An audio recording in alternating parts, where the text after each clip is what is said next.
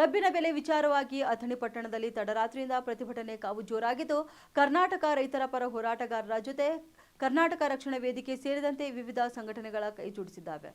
ಇನ್ನು ಪಟ್ಟಣದ ಶಿವಯೋಗಿ ವೃತ್ತ, ಅಂಬೇಡ್ಕರ್ ವೃತ್ತ ಸೇರಿದಂತೆ ಅನೇಕ ಸ್ಥಳಗಳಲ್ಲಿ ರೈತರು ಪ್ರತಿಭಟನೆ ನಡೆಸುತ್ತಿದ್ದಾರೆ. ಸ್ಥಳದಲ್ಲಿ ಅಡುಗೆ ತಯಾರಿಸಿ ಊಟ ಮಾಡುತ್ತಿದ್ದಾರೆ. ಇನ್ನು ರೈತರ ಹೋರಾಟಕ್ಕೆ ಅಥಣಿ ಜನತೆಯಿಂದ ಬೆಂಬಲ ನೀಡಿದ್ದು, ಸ್ವಯಂ ಪ್ರೇರಿತ ಅಂಗಡಿ ಮುಂಗಟ್ಟು ಬಂದ್ ಮಾಡಿ ಹಾಗೂ ಅಥಣಿ ಪಟ್ಟಣದ ಶಾಲಾ ಕಾಲೇಜುಗಳಿಗೆ ರಜೆ ಘೋಷಿಸಿ ಬೆಂಬಲ ಕೂಡ ಸೂಚಿಸಿದ್ದಾರೆ.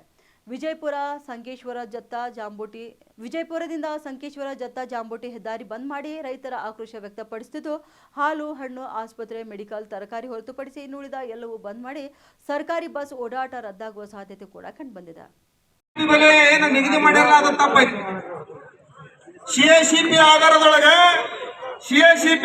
ಕೆಳಗಡೆ ಏನು ನಮಗೆ ಬೆಲೆ ನಿಗದಿ ಮಾಡಬೇಕಾಗಿತ್ತು, ಇಂದು ನಮಗೆ ಬೆಲೆ ಸಿಗಬೇಕಾಗಿದ್ದು ಕಾನೂನದೊಳಗೆ 3,750 ರೂಪಾಯಿ ಸಿಗಬೇಕಾಗಿತ್ತು. ಆದ್ರೂ ಇವರು ಮಾಡತನದಿಂದ ಇವತ್ತು ನಮ್ಗೆ ಎಷ್ಟು ಕೊಡ್ಲಾತಾರಪ್ಪ? 3,000 ರೂಪಾಯಿ ಕೊಡ್ಲಾತಾರ. 3 ವರ್ಷ ಎರಡು ಫ್ಯಾಕ್ಟ್ರಿ ಕಟ್ರಿ ಇವ್ರ. ಕೆಲವರು ಫ್ಯಾಕ್ಟ್ರಿ ಕಟ್ಟಲ್ದವ್ರು ಒಂದು 100 ಎಕರೆ ಜಮೀನ ತಗೊಂಡ್ರೆ. ಆದ್ರೆ ಏನಾಗೈತಪ್ಪ ಅಂದ್ರೆ ರೈತರು ನಾವು ಇಟ್ಟು ಮುಗಿದ್ರಾಗಿದ್ದಿಲ್ಲ, ಬೆಳೆದ ಬೆಲೆಗೆ ಬೆಲೆ ತಗೊಳ್ಳೋ ಯೋಗ್ಯತೆ ನಮ್ಮಲ್ಲಿ ಇಲ್ಲ. ಅದು ಕೇಳೋ ಹಕ್ಕು ನಮ್ಮಲ್ಲಿ ಇಲ್ಲ.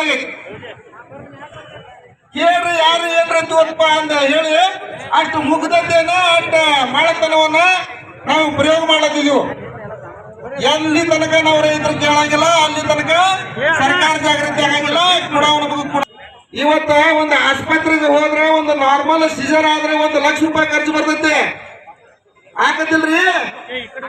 ನಮ್ಮ ಮಗಳು ಡೆಲಿವರಿಗೆ ಬಂದಾಳಂದ್ರ ನಾವು ಏನೋ ಒಂದು ಸಿಜರ್ ಮಾಡಿಸಿದಪ್ಪ ಅಂದ್ರೆ 1 ಲಕ್ಷ ರೂಪಾಯಿ ಖರ್ಚು ಬರೋದಿಲ್ಲ.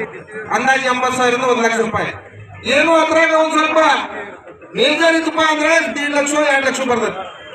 ನಾವು ಕಬ್ಬ ಎಷ್ಟು ಬೆಳೆದಿದ್ದೀವಿ ಅಂದ್ರೆ 1 4 ಟನ್ ಬೆಳಿತೀವಿ. ಏನು ಬಾಳ ಉತ್ತಮ ರೈತರು ಬೆಳೆದ್ರೆ 1 50 ಟನ್ ಬೆಳಿತೀವಿ.